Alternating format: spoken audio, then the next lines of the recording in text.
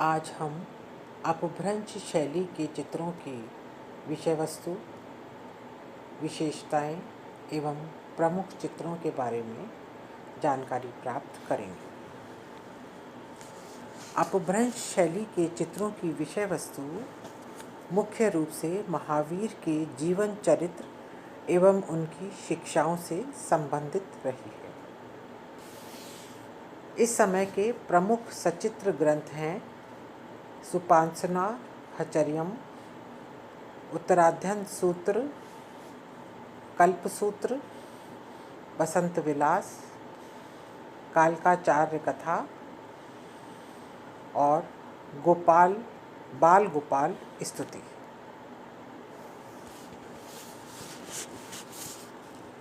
इस समय के चित्रों में जो आकृतियां बनी हैं उनमें एक निश्चित मुद्रा देखने को मिलती है। मानवाकृतियों के कंधे अधिक चौड़े बनाए गए हैं। जो ताड़पत्र पर जो चित्र बने हैं उनमें संयोजन में आकृतियों की भीड़भाड़ नहीं है। 2 या 3 आकृतियों वाले सादे संयोजन बने हैं, किंतु कागज वाले जो ग्रंथ चित्र हैं उसके अंदर संयोजन में कुछ आकृतियों की अधिकता देखने को मिली है। चित्रों में क्षितिज रेखा व वास्तु का अंकन नहीं है। कागज वाले ग्रंथ चित्रों में कुछ वास्तु का अंकन और प्रकृति का अंकन हुआ है जो कि अलंकारिक है। प्राथमिक रंगतों वाली वर्ण योजना को अपनाया गया है।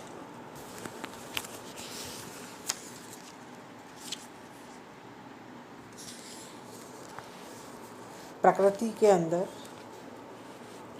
अलंकारिक अंकन है और उसमें कागज वाले ग्रंथों में सफाई अधिक देखने को मिलती है। कागज वाले ग्रंथों में चित्र तल पर अस्तर के लिए कोई एक हल्का रंग लगाया गया है और इस समय रजत व स्वर्ण रंग का भी प्रयोग आरंभ हो गया था। प्रायः पीले रंग के स्थान पर स्वर्ण का ही प्रयोग किया गया है।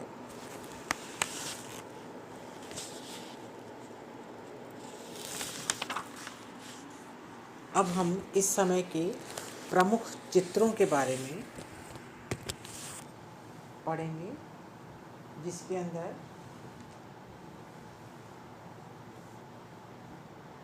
मुख्यतः जो भगवान महावीर से संबंधित मुख्य घटना को आधार बनाकर चित्र बनाए गए हैं।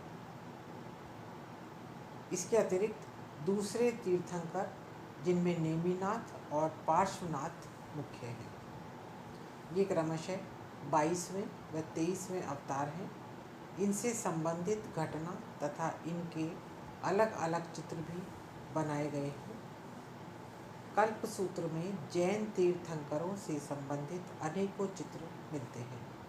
इसमें 16 सपनों को विस्तृत रूप से चित्रित किया गया है। इन 16 स्वप्नों को छोटे छोटे आकारों में बनाया गया है।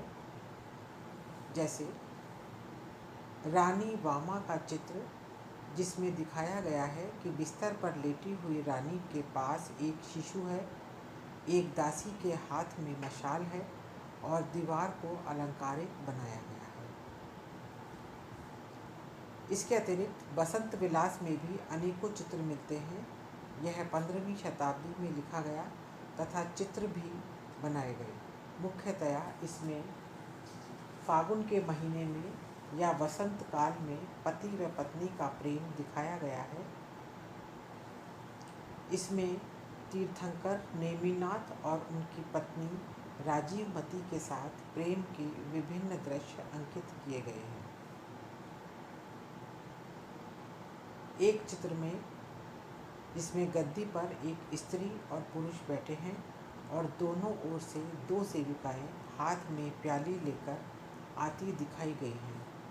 ये प्याली शराब की प्याली है और राजा रानी को या किसी स्वर्ग की देवी देवताओं को ये सेविकाएं वसंत की उल्लास रूपी मदिरा को पिलाने के लिए अर्थात मदमस्त आनंद के सुख को देने के लिए मानो आ रही हैं। एक अन्य चित्र, एक शेर कई हिरणों का पीछा करते हुए दिखाया गया है, जिसमें शेर के डर से दो खरगोश विपरीत दिशा में भाग रहे हैं। बीच में एक ही सीध में 5 प्रकार के वृक्ष हैं। पूरे बैकग्राउंड का रंग लाल, विषय रुचिकर है तथा पूरा चित्र अलंकारिक है। एक चित्र जिसमें एक स्त्री बिस्तर पर लेटी है। लेटे लेटे वह बादल से निकलते हुए चंद्रमा को देखती है। एक दासी नीले प्याले में शराब लिए आ रही है। पास में केले के वृक्ष के नीचे पालतू हिरण कुछ चबाते हुए दिखाया गया है। इसमें बादल, वृक्ष, पशु पक्षी आदि सभी अलंकारिक हैं। एक अन्य चित्र में 2 जोड़े भंवरे मंडरा रहे हैं। एक तरफ एक सखी दूसरी सखी से बात कर रही है। इसके साथ ही अन्य सखी के हाथ पर बैठे हुए तोते को कुछ खिला रही है। दूसरी ओर एक पति पत्नी का हाथ पकड़े हुए कुछ बातचीत कर रहा है। इसी प्रकार एक अन्य चित्र में तानपुरा लिए हुए एक स्त्री, जिसके पास 2 हिरण दिखाए गए हैं, जो राग तोड़ी का सूचक है। इस बसंत विलास ग्रंथ में जितने भी चित्र बने हैं, सभी में बसंत की उमंग भरी हुई है, चाहे वह किसी भी प्रकार का विषय क्यों न हो।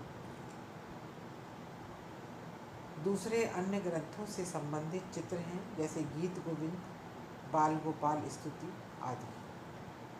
इसमें कृष्ण व राधा से संबंधित अनेकों विषय हैं।